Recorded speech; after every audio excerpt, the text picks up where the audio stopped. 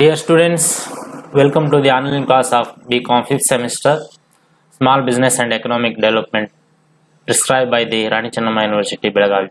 I am Sri Vijay Kumar M, Assistant Professor of Economics, Government First Aid College, BD, Khanapur Taluk, District, Belagavi.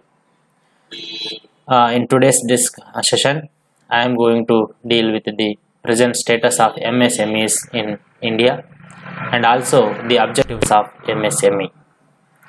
ಆತ್ಮೀಯ ವಿದ್ಯಾರ್ಥಿಗಳೇ, ನಮಗೆಲ್ಲರಿಗೂ ಕೂಡ online ತರಗತಿಗೆ ಆತ್ಮೀಯವಾದ ಸ್ವಾಗತವನ್ನು ಕೋರ್ತಾ ಬಿಕಾಂ 5ನೇ ತರಗತಿಯ ಸಣ್ಣ ವ್ಯವಹಾರ ಮತ್ತು ಆರ್ಥಿಕ ಅಭಿವೃದ್ಧಿ ರಾಣಿ ಚೆನ್ನಮ್ಮ ವಿಶ್ವವಿದ್ಯಾಲಯದ ಅಡಿಯಲ್ಲಿ ಬರುವಂಥ 5ನೇ ಸೆಮಿಸ್ಟರ್ ಬಿಕಾಂ ತರಗತಿಗೆ ಸಿದ್ಧಪಡಿಸಿರುವಂತಹ ಪಠ್ಯಕ್ರಮದಲ್ಲಿ ಮೊದಲನೇ ಯೂನಿಟ್ನ ಮುಂದುವರೆದ ಭಾಗವಾಗಿ ಭಾರತದಲ್ಲಿ ಇವತ್ತು ಸೂಕ್ಷ್ಮ ಸಣ್ಣ ಮತ್ತು ಮಧ್ಯಮ ಉದ್ಯಮಗಳ ಸ್ಥಿತಿಗತಿ ಹಾಗೂ ಈ ಸೂಕ್ಷ್ಮ ಸಣ್ಣ ಮತ್ತು ಮಧ್ಯಮ ಉದ್ಯಮಗಳ ಉದ್ದೇಶಗಳು ಏನು ಅನ್ನೋದನ್ನ ಇವತ್ತಿನ ಒಂದು ತರಗತಿಯಲ್ಲಿ ನಾವು ಚರ್ಚೆ ಮಾಡೋಣ. ಮೊದಲಿಗೆ ಭಾರತದಲ್ಲಿ MSMEಗಳ ಇಂದಿನ ಸ್ಥಿತಿಗತಿ ಏನನ್ನೋದನ್ನ ನಾವು ಮೊದಲಿಗೆ ನೋಡೋಣ. Total estimated number of MSMEs in country. As per the National Sample Survey, that is NSSO, 73rd round during the period 2015 and 16, there were 633.88 lakh unincorporated non-agriculture MSMEs in the country engaged in different economic activities. Out of this 633.88 lakh MSMEs, there are 196.65 lakh units in manufacturing industries, 0.03 lakh in non-captivity electricity generation and transmission sector, 230.35 lakh in trade, 206.85 lakh in other services. ಆತ್ಮೀಯ ವಿದ್ಯಾರ್ಥಿಗಳಿಗೆ, ಭಾರತದಲ್ಲಿ ಇವತ್ತು ಒಟ್ಟು ಅಂದಾಜು ಮಾಡಿದಂಥ MSMEಗಳ ಸಂಖ್ಯೆ ರಾಷ್ಟ್ರೀಯ ಮಾದರಿ ಸಮೀಕ್ಷೆ ಸಂಘಟನೆಯ 73ನೇ ಸುತ್ತಿನ ಸಮೀಕ್ಷೆ 2015-16 ಪ್ರಕಾರ ಭಾರತದಲ್ಲಿ ಒಟ್ಟು 633.88 ಲಕ್ಷ ಕೃಷಿಯೇತರ MSMEಗಳು ಇರೋದನ್ನು ನಾವು ಕಾಣ್ತೇವೆ. ಅಂದರೆ ಈ ಎಲ್ಲ ಉದ್ಯಮಿಗಳು ಬೇರೆ ಬೇರೆ ಆರ್ಥಿಕ ಚಟುವಟಿಕೆಗಳಲ್ಲಿ ತೊಡಗಿಕೊಂಡಿರ್ತವೆ. ಇವುಗಳಲ್ಲಿ 196.65 ಲಕ್ಷ ಘಟಕಗಳು ತಯಾರಿಕಾ ಕೈಗಾರಿಕೆಗಳಾಗಿರ್ತವೆ. 0.03 ಲಕ್ಷ ಯೂನಿಟ್ಗಳು ವಿದ್ಯುತ್ ಉತ್ಪಾದನೆ ಹಾಗೂ ವಿತರಣೆಯಲ್ಲಿ ತೊಡಕೊಂಡಿರುವಂತಹ ಘಟಕಗಳಾಗಿರ್ತವೆ. 230.35 ಲಕ್ಷ ಘಟಕಗಳು ವ್ಯಾಪಾರದಲ್ಲಿ, 206.85 ಲಕ್ಷ ಯೂನಿಟ್ಗಳು ಇತರೆ ಸೇವೆಗಳಲ್ಲಿ ಸೇರಿಕೊಂಡಿರ್ತವೆ.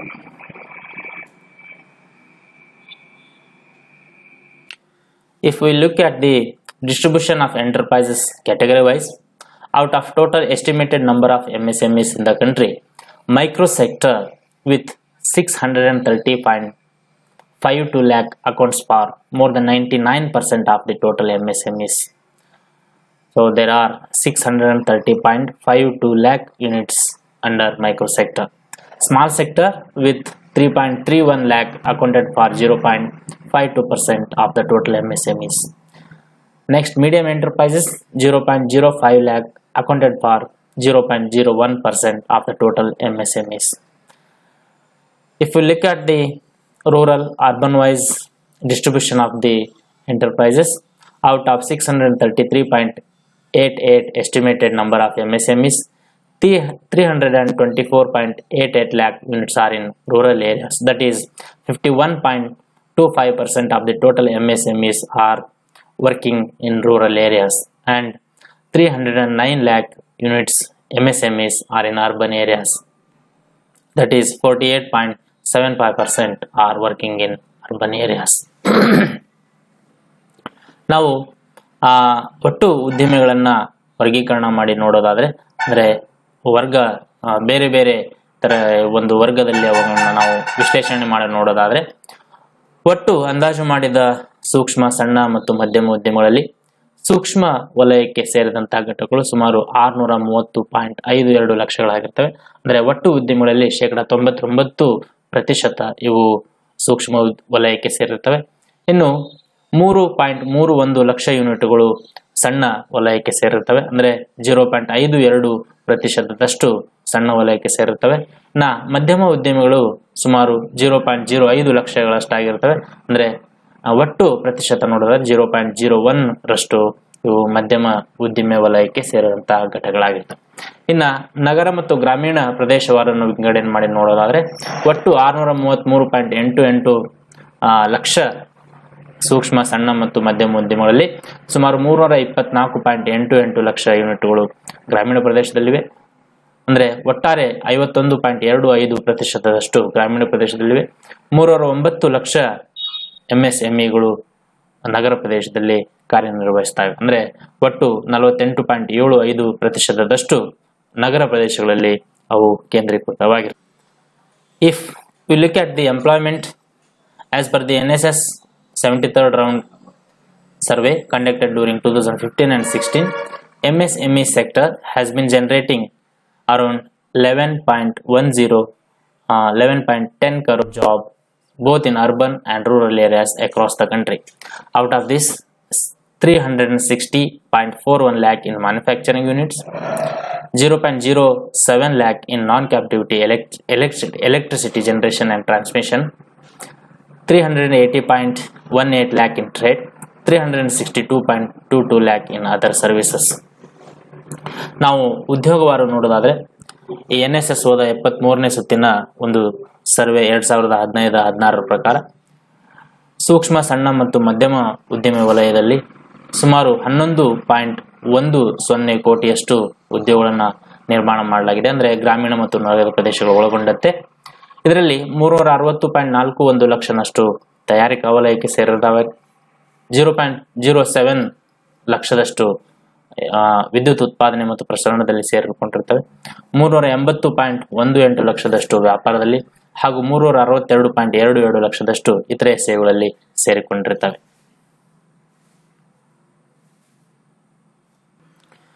So if we look at the contribution to employment category wise, micro sector with 630.52 lakh estimated enterprises provided employment to around 1076.19 persons, which accounted for 97% of total employment in the sector. Small sector with 3.31 lakh enterprises provided employment to 31.95 lakh persons, that is 2.88% of the total employment. Medium sector with 0.05 lakh enterprises provided employment to 1.75 lakh persons, that is 0.16% of the total employment generation. So if we look at the figures, the micro sector contributed highest number of employments to the people. So that is 97% of total employment has been generated by the micro sector. ನಾವು ಉದ್ಯೋಗಕ್ಕೆ ವಿವಿಧ ವಲಯಗಳ ಕೊಡುಗೆ ನೋಡೋದಾದ್ರೆ ಸೂಕ್ಷ್ಮ ವಲಯ ಏನಿದೆ ಇಲ್ಲಿ ಒಟ್ಟು 630.52 ಲಕ್ಷನಷ್ಟು ಉದ್ಯಮಿಗಳು ಸೇರಿಕೊಂಡು ಸುಮಾರು 1076.19 ವ್ಯಕ್ತಿಗಳಿಗೆ ಇವು ಉದ್ಯೋಗವನ್ನು ಕೊಟ್ಟಿರ್ತವೆ. ಅಂದ್ರೆ ಒಟ್ಟು ಉದ್ಯೋಗ ನಿರ್ಮಾಣದಲ್ಲಿ 97% ಈ ಸೂಕ್ಷ್ಮ ಉದ್ಯಮಿಗಳಿಗೆ ಸೇರಿದ್ದಾಗಿರ್ತದೆ. ಇನ್ನು ಸಣ್ಣ ಉದ್ಯಮಿಗಳನ್ನ ನಾವು ನೋಡೋದಾದ್ರೆ ಸಣ್ಣ ಉದ್ಯಮಿ ವಲಯದಲ್ಲಿ ಸುಮಾರು 3.31 ಲಕ್ಷ ಉದ್ಯಮಿಗಳು ಕಾರ್ಯನಿರ್ವಹಿಸ್ತಾ ಇದ್ದು ಸುಮಾರು 31.95 ಲಕ್ಷನಷ್ಟು ವ್ಯಕ್ತಿಗಳಿಗೆ ಅವು ಉದ್ಯೋಗವನ್ನು ಒದಗಿಸಿವೆ. ಅಂದ್ರೆ ಒಟ್ಟು ಉದ್ಯೋಗ ನೀಡಿಕೆಯಲ್ಲಿ 2.28% ಈ ಸಣ್ಣ ಉದ್ಯಮ ವಲಯಕ್ಕೆ ಸೇರಿದ್ದಾಗಿದೆ. ಇನ್ನು ಮಧ್ಯಮ ವಲಯವನ್ನು ನಾವು ತೆಗೆದುಕೊಂಡ್ರೆ ಸುಮಾರು 0.05 ಲಕ್ಷನಷ್ಟು ಉದ್ಯಮಿಗಳು ಸೇರಿಕೊಂಡು ಒಟ್ಟು 1.75 ಲಕ್ಷನಷ್ಟು ವ್ಯಕ್ತಿಗಳಿಗೆ ಅವು ಉದ್ಯೋಗವನ್ನು ನೀಡಿವೆ. ಅಂದ್ರೆ ಒಟ್ಟು ಉದ್ಯೋಗ ನೀಡಿಕೆಯಲ್ಲಿ ಈ ಮಧ್ಯಮ ವಲಯದ ಪಾಲು ಕೇವಲ 0.16 ಅಂದ್ರೆ ಒಟ್ಟಾರೆ ನಾವು ಅಂಕಿ ಅಂಶಗಳನ್ನು ಗಮನಿಸಿದಾಗ ಸೂಕ್ಷ್ಮ ಉದ್ದಿಮೆ ವಲಯ ಏನಿದೆ ಇದು ಅತಿ ಹೆಚ್ಚು ಜನರಿಗೆ ಉದ್ಯೋಗವನ್ನ ಕಲ್ಪಿಸಿರುವಂತಹ ಒಂದು ವಲಯವಾಗಿದೆ. State-wise distribution of enterprises.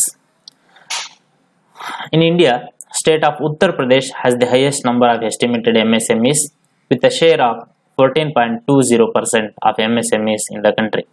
Karnataka is at 5th place with total number of 38.3 lakh estimated enterprises with a share of 6% of the total number of MSMEs in the country.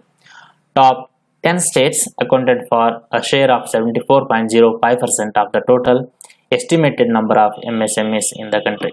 ಅಂದ್ರೆ ನಾವು ರಾಜ್ಯವಾರು ಈ ಉದ್ದಿಮೆಗಳ ವಿತರಣೆಯನ್ನು ನೋಡೋದಾದ್ರೆ ಭಾರತದಲ್ಲಿ ಉತ್ತರ ಪ್ರದೇಶ ರಾಜ್ಯ ಏನಿದೆ ಇದು ಅತಿ ಹೆಚ್ಚು ಸೂಕ್ಷ್ಮ ಸಣ್ಣ ಮತ್ತು ಮಧ್ಯಮ ಉದ್ಯಮಗಳನ್ನು ಹೊಂದಿರುವಂತಹ ರಾಜ್ಯವಾಗಿದೆ. ಅಂದ್ರೆ ಒಟ್ಟು ದೇಶದಲ್ಲಿರುವಂತಹ ಉದ್ಯಮಗಳಲ್ಲಿ 14.20% ಈ ಉತ್ತರ ಪ್ರದೇಶ ಒಂದೇ ರಾಜ್ಯದಲ್ಲಿ ಇರುವುದನ್ನು ನಾವು ಕಾಣ್ತೇವೆ. ಇನ್ನು ಕರ್ನಾಟಕ ಬರೋದಾದ್ರೆ ಕರ್ನಾಟಕ ಒಟ್ಟು ಉದ್ದಿಮೆಗಳಲ್ಲಿ ಇದು 5ನೇ ಸ್ಥಾನದಲ್ಲಿದೆ. ಅಂದ್ರೆ 38.34 ಲಕ್ಷದಷ್ಟು ಉದ್ಯಮಿಗಳು ಇಲ್ಲಿವೆ. ಅಂದ್ರೆ ಒಟ್ಟಾರೆ ದೇಶದಲ್ಲಿ ಉದ್ಯಮಿಗಳಲ್ಲಿ ನೋಡೋದಾದ್ರೆ 6% ಕರ್ನಾಟಕದಲ್ಲಿ ಇರೋದನ್ನು ನಾವು ಕಾಣ್ತೇವೆ. ಇನ್ನು ಒಟ್ಟಾರೆ ದೇಶದಲ್ಲಿ ನೋಡೋದಾದ್ರೆ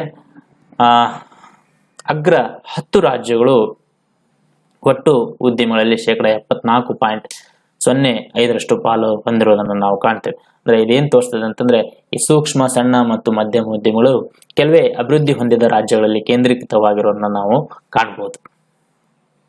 ಇದುವರೆಗೂ ತಾವು ಸೂಕ್ಷ್ಮ ಸಣ್ಣ ಮತ್ತು ಮಧ್ಯಮ ಉದ್ಯಮಿಗಳ ಸ್ಥಿತಿಗತಿ ಭಾರತದಲ್ಲಿ ಏನಿದೆ ಅನ್ನೋದನ್ನು ನೋಡಿದ್ರಿ.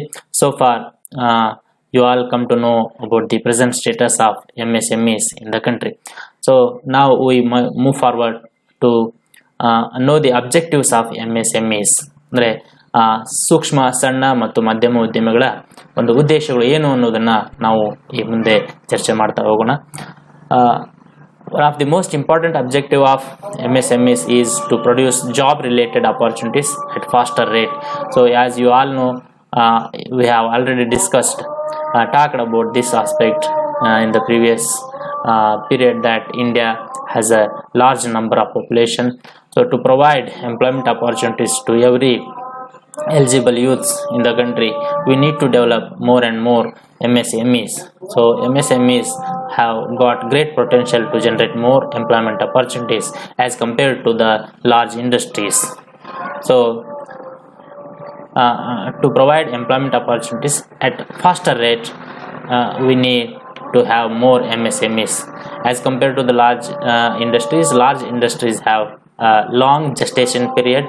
They take more time to establish, take more time to generate employment, whereas MSMEs, micro, small and medium enterprises, can be established in the short period and they can generate employment in the very short period and also at higher rate. ಒಂದು ಈ MSMEಗಳ ಅಂದ್ರೆ ಸೂಕ್ಷ್ಮ ಸಣ್ಣ ಮತ್ತು ಮಧ್ಯಮ ಉದ್ಯಮಗಳ ಒಂದು ಅತಿ ಮುಖ್ಯವಾದ ಉದ್ದೇಶ ಅಂತಂದ್ರೆ ಉದ್ಯೋಗ ಸಂಬಂಧಿತ ಉದ್ಯೋಗ ಅವಕಾಶಗಳನ್ನ ಅತ್ಯಂತ ವೇಗವಾಗಿ ಕಲ್ಪಿಸಲಾಗಿರ್ತದೆ. ನಾವು ಬೃಹತ್ ಕೈಗಾರಿಕೆಗಳನ್ನ ನೋಡೋದಾದ್ರೆ ಬೃಹತ್ ಕೈಗಾರಿಕೆಗಳು ಸ್ಥಾಪನೆ ಆಗಬೇಕಾದ್ರೆ ಬಹಳ ಸಮಯವನ್ನು ತೆಗೆದುಕೊಳ್ತವೆ, ಜೊತೆಗೆ ಉದ್ಯೋಗವನ್ನ ಒದಗಿಸಬೇಕಾದ್ರೂ ಕೂಡ ಬಹಳ ಸಮಯವನ್ನ ತೆಗೆದುಕೊಳ್ತವೆ. ಆದ್ರೆ ಸೂಕ್ಷ್ಮ ಸಣ್ಣ ಮತ್ತು ಮಧ್ಯಮ ಉದ್ಯಮಗಳನ್ನ ನಾವು ಅತಿ ಕಡಿಮೆ ಅವಧಿಯಲ್ಲಿ ಅತಿ ಕಡಿಮೆ ಬಂಡವಾಳದೊಂದಿಗೆ ಸ್ಥಾಪನೆ ಮಾಡೋದ್ರಿಂದ ಹೆಚ್ಚಿನ ಪ್ರಮಾಣದಲ್ಲಿ ನಾವು ಉದ್ಯೋಗವನ್ನ ಒದಗಿಸುವುದಕ್ಕೆ ಸಾಧ್ಯವಾಗ್ತದೆ. Second most important objective of MSMEs is to provide assistance in quality improvement of goods and services. ಅಂದ್ರೆ ಸೂಕ್ಷ್ಮ ಸಣ್ಣ ಮತ್ತು ಮಧ್ಯಮ ಉದ್ಯಮಗಳ ಮತ್ತೊಂದು ಪ್ರಮುಖವಾದ ಉದ್ದೇಶ ಅಂತಂದ್ರೆ ದೇಶದಲ್ಲಿ ಅಂದ್ರೆ ಆರ್ಥಿಕತೆಯಲ್ಲಿ ತಯಾರಾಗುವಂತ ಸರಕುಗಳಿಗೆ ಮತ್ತು ಸೇವೆಗಳಿಗೆ ಅಗತ್ಯವಾಗಿರುವಂತಹ ಮಧ್ಯವರ್ತಿ ಸರಕುಗಳನ್ನ ಕಚ್ಚಾ ಸರಕುಗಳನ್ನ ಪೂರೈಸಿ ಅವುಗಳ ಗುಣಮಟ್ಟವನ್ನ ಹೆಚ್ಚಿಸುವುದಾಗಿರುತ್ತದೆ. Third most important objective of MSMEs is to eliminate regional differences in the development.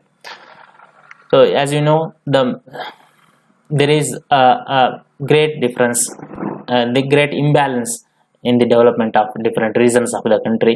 Some states are more developed, some states are underdeveloped. Within the state itself there is a great imbalance. So to eliminate these regional differences, regional imbalance in the development, we need to have more MSMEs. So MSMEs can be established, can be started anywhere, any nook and corner of the country without much hurdles as compared to the large industry. So we can develop the underdeveloped regions with the help of MSMEs. ಅಂದರೆ ದೇಶದಲ್ಲಿರುವಂಥ ಪ್ರಾದೇಶಿಕ ಅಸಮತೋಲನವನ್ನು ಹೋಗಲಾಡಿಸುವಲ್ಲಿ ಈ ಸೂಕ್ಷ್ಮ, ಸಣ್ಣ ಮತ್ತು ಮಧ್ಯಮ ಉದ್ಯಮಗಳು ಅತ್ಯಂತ ಪ್ರಮುಖವಾದ ಪಾತ್ರವನ್ನು ನಿರ್ವಹಿಸ್ತವೆ.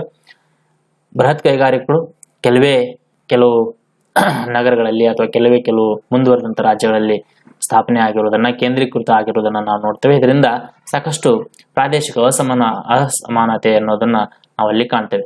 ಆದರೆ ಸೂಕ್ಷ್ಮ, ಸಣ್ಣ ಮತ್ತು ಮಧ್ಯಮ ಉದ್ಯಮಗಳನ್ನ ದೇಶದ ಯಾವುದೇ ಭಾಗದಲ್ಲಿ ನಾವು ಹೆಚ್ಚಿನ ತೊಂದರೆ ಇಲ್ಲದೆ ಸ್ಥಾಪನೆ ಮಾಡೋದ್ರಿಂದ ಹೆಚ್ಚು ಜನರಿಗೆ ಉದ್ಯೋಗ ಲಭ್ಯವಾಗ್ತದೆ. ಇದರಿಂದ ಆ ಪ್ರದೇಶದ ಆದಾಯ ವೃದ್ಧಿಯಾಗಿ ಅಭಿವೃದ್ಧಿ ಹೊಂದೋದಕ್ಕೆ ಸಾಧ್ಯವಾಗ್ತದೆ. ತನ್ಮೂಲಕ ದೇಶದಲ್ಲಿ, ರಾಜ್ಯದಲ್ಲಿ ಇರುವಂತಹ ಪ್ರಾದೇಶಿಕ ಅಸಮಾನತೆಯನ್ನ ಹೋಗಲಾಡಿಸುವಲ್ಲಿ ಇವು ಸಹಾಯ ಮಾಡ್ತವೆ. Another most important objective of micro, small and medium enterprises is to promote development in small cities. If you look at the large industries are concentrated in big cities, metropolitan cities, but with the help of micro, small and medium enterprises can develop the small cities also.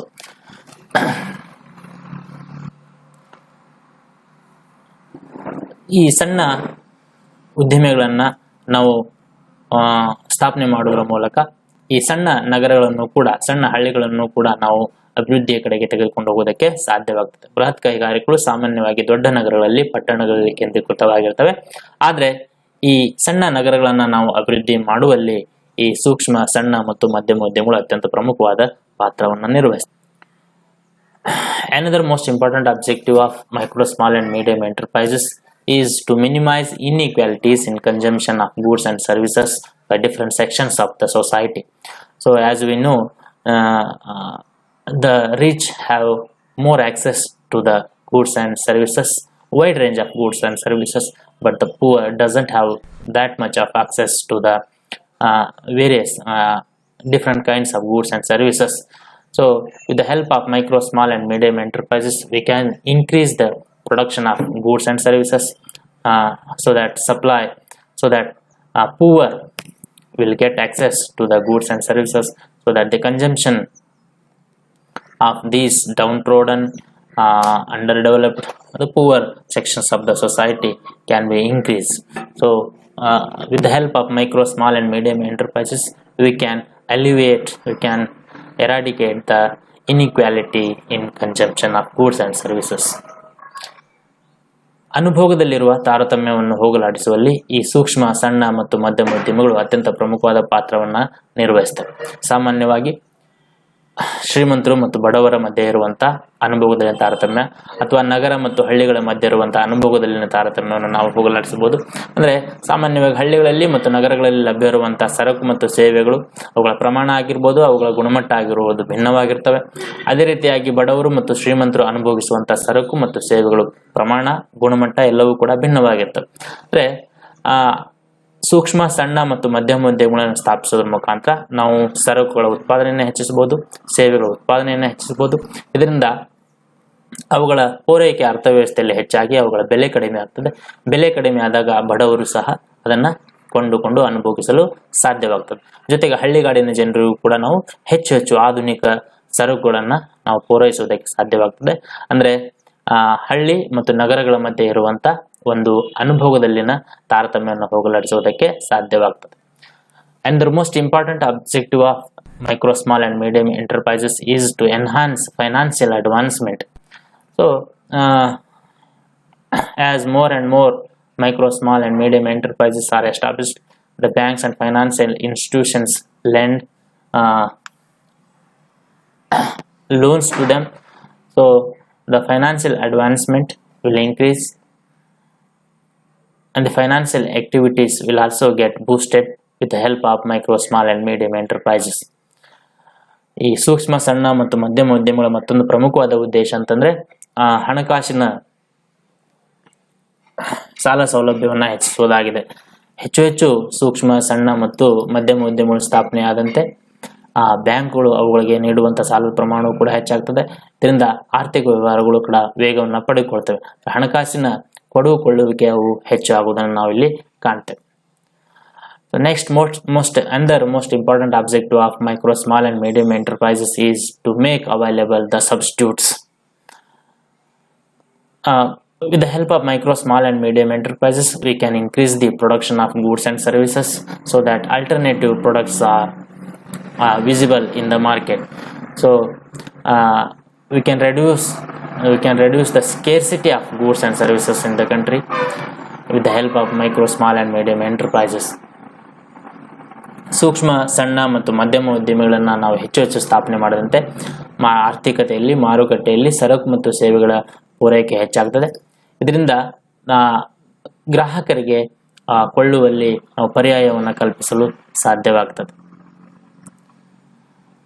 Another important objective of micro, small and medium enterprises is to combine small business with rural economy. So rural areas are underdeveloped. So rural economy is more agriculturally predominant economy. So there is disguised unemployment in the rural area. So divert the extra manpower, the human resources from agriculture to other business activities. We need to develop more micro, small and medium enterprises in the rural areas so that we can integrate the small business with rural economy. ಈ ಸಣ್ಣ ಉದ್ದಿಮೆಗಳನ್ನ, ಸಣ್ಣ ವ್ಯವಹಾರವನ್ನ ಗ್ರಾಮೀಣ ಆರ್ಥಿಕತೆಯೊಂದಿಗೆ ಸಂಯೋಜಿಸುವುದು ಇದರ ಒಂದು ಮುಖ್ಯವಾದ ಉದ್ದೇಶವಾಗಿದೆ. ಸಾಮಾನ್ಯವಾಗಿ ಗ್ರಾಮೀಣ ಪ್ರದೇಶದಲ್ಲಿ ಕೃಷಿಯೇ ಪ್ರಮುಖ ಒಂದು ಉದ್ಯೋಗವಾಗಿರ್ತದೆ. ಜೊತೆಗೆ ಜನರ ಆದಾಯವೂ ಕೂಡ ಕಡಿಮೆ ಆಗಿರ್ತದೆ. ಅದಲ್ಲದೆ ಅಲ್ಲಿ ಈ ಮರೆಮಾಚಿದ ನಿರುದ್ಯೋಗ ಅನ್ನೋದು ಕಂಡು ಬರ್ತದೆ. ಅಂದ್ರೆ ಒಂದೇ ಕೆಲಸದಲ್ಲಿ ಅತಿ ಹೆಚ್ಚು ಜನರು ತೊಡಗಿಕೊಂಡಿರೋದನ್ನ ನಾವು ಕಾಣ್ತೇವೆ. ಅಂದ್ರೆ ಹೆಚ್ಚಾದ ಈ ಕಾರ್ಮಿಕರನ್ನ ನಾವು ಮತ್ತೊಂದು ಬೇರೆ ಆರ್ಥಿಕ ಚಟುವಟಿಕೆಯಲ್ಲಿ ತೊಡಗಿಸಬೇಕಂದ್ರೆ ಅಲ್ಲಿ ನಾವು ಸಣ್ಣ ಉದ್ಯಮಗಳ ಹೆಚ್ಚು ಸ್ಥಾಪನೆ ಮಾಡಬೇಕಾಗ್ತದೆ. ಇದರಿಂದ ಅಲ್ಲಿ ಹೆಚ್ಚು ಜನರಿಗೆ ಉದ್ಯೋಗ ಸಿಗೋದ್ರ ಜೊತೆಗೆ ಗ್ರಾಮೀಣ ಆರ್ಥಿಕತೆಯು ಅಭಿವೃದ್ಧಿಯನ್ನು ಸಾಧಿಸುವುದಕ್ಕೆ ಸಾಧ್ಯವಾಗುತ್ತದೆ.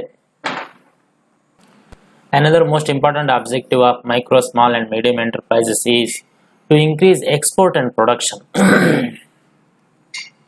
As we establish more and more micro, small and medium enterprises, we can increase the production of goods and services. If the domestic demand is satisfied, then we can export them to the foreign market so that we can earn foreign exchange also. ಅಂದ್ರೆ ಮತ್ತೊಂದು ಈ ಸೂಕ್ಷ್ಮ, ಸಣ್ಣ ಮತ್ತು ಮಧ್ಯಮ ಉದ್ಯಮಗಳ ಮತ್ತೊಂದು ಪ್ರಮುಖವಾದ ಉದ್ದೇಶ ಅಂತಂದ್ರೆ ದೇಶದಲ್ಲಿ ಉತ್ಪಾದನೆಯನ್ನು ಹೆಚ್ಚಿಸುವುದು ಜೊತೆಗೆ ರಫ್ತು ಪ್ರಮಾಣವನ್ನು ಹೆಚ್ಚಿಸುವುದಾಗಿದೆ. ಅಂದ್ರೆ ಹೆಚ್ಚು ಸೂಕ್ಷ್ಮ, ಸಣ್ಣ ಮತ್ತು ಮಧ್ಯಮ ಉದ್ಯಮಗಳನ್ನು ನಾವು ಸ್ಥಾಪಿಸಿದ್ರೆ ದೇಶದಲ್ಲಿ ಸರಕು ಮತ್ತು ಸೇವೆಗಳ ಉತ್ಪಾದನೆ ಹೆಚ್ಚಾಗಿ ಪೂರೈಕೆ ಹೆಚ್ಚಾಗ್ತದೆ. ನಾವು ದೇಶೀಯ ಬೇಡಿಕೆಯನ್ನು ಪೂರೈಸಿದ ನಂತರ ಉಳಿದದ್ದನ್ನು ನಾವು ವಿದೇಶಕ್ಕೂ ಕೂಡ ರಫ್ತು ಮಾಡಬಹುದು. ಸೊ ಇದು ಒಂದು ಪ್ರಮುಖವಾದ ಉದ್ದೇಶವಾಗಿದೆ. So another most important objective of micro, small and medium enterprises is to arrange regular earning sources. So with the help of micro, small and medium enterprises, we can generate more employment opportunities. So with this, the people can get regular earning sources both in rural areas and urban areas. That is through self-employment or through other activities, people can get regular earning sources. ಸೂಕ್ಷ್ಮ, ಸಣ್ಣ ಮತ್ತು ಮಧ್ಯಮ ಉದ್ಯಮಗಳನ್ನು ನಾವು ಹೆಚ್ಚು ಸ್ಥಾಪನೆ ಮಾಡೋದ್ರ ಮೂಲಕ ಹೆಚ್ಚು ಜನರಿಗೆ ಉದ್ಯೋಗವನ್ನು ಕೊಡ್ಬೋದು. ಜೊತೆಗೆ ಆ ಜನರ ಆದಾಯದ ಮೂಲವನ್ನು ನಾವು ಹೆಚ್ಚಿಸ್ಬೋದು. ಅಂದ್ರೆ ಹೆಚ್ಚು ಜನರಿಗೆ ಒಂದು ನಿರಂತರವಾದ ಮತ್ತು ಖಾಯಮಾದಂತ ಒಂದು ಗಳಿಕೆಯ ಮೂಲಗಳನ್ನು ನಾವು ಕಲ್ಪಿಸೋದಕ್ಕೆ ಸಾಧ್ಯವಾಗುತ್ತದೆ. Another most important objective of micro, small and medium enterprises is to accomplish self-sufficiency by elimination of obstructions.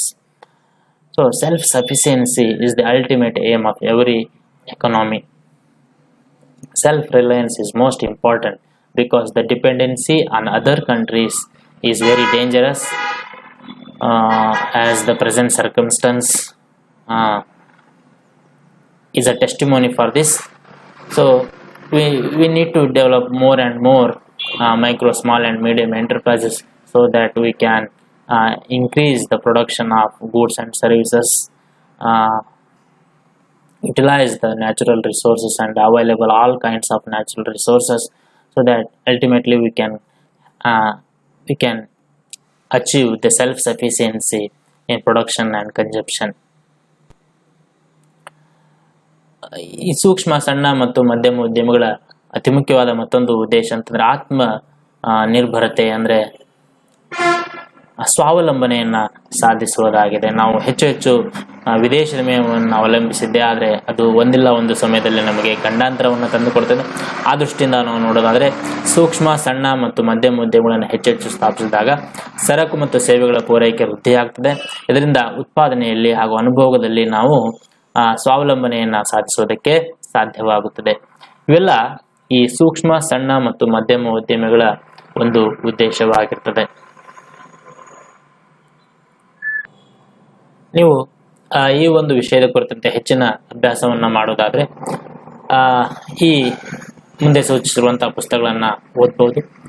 ಅದರಲ್ಲಿ ಮುಖ್ಯವಾಗಿ ಅರೋರಾ ಮತ್ತು ಸೋದ್ ನವರು ಬರೆದಿರುವಂತಹ fundamentals of entrepreneurship and small business, doctor PM Charantimath ಬರೆದಿರುವಂತಹ enterpriseship small business, SS Khanak ಬರೆದಿರುವಂತಹ ಎಂಟರ್ಪ್ರೆನ್ಯೂರ್ ಡೆವಲಪ್ಮೆಂಟ್, KD ಬಸವ ಬರೆದಿರುವಂತಹ small business and economic development ಅನ್ನ ತಾವು ಅಭ್ಯಾಸ ಮಾಡಬಹುದು. If you want to read more and to increase your knowledge on the subject, you can refer the following books. One is Arora and Sodh, Fundamentals of Entrepreneurship and Small Business. Next, Entrepreneurship, a Small Business, written by Dr. PM Charantimat. Entrepreneur Development, written by SS Khanak. Small Business and Economic Development, written by KD Baswa. So this is about the MSMEs in India and also the objectives of MSMEs. So thank you for listening. Thank you very much.